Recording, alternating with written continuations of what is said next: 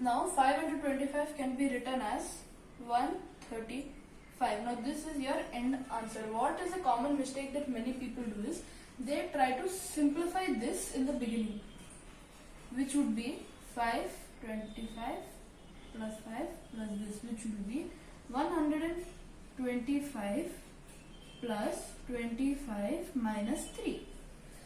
This calculation might seem easier, but 115 minus 3, which is equal to 147.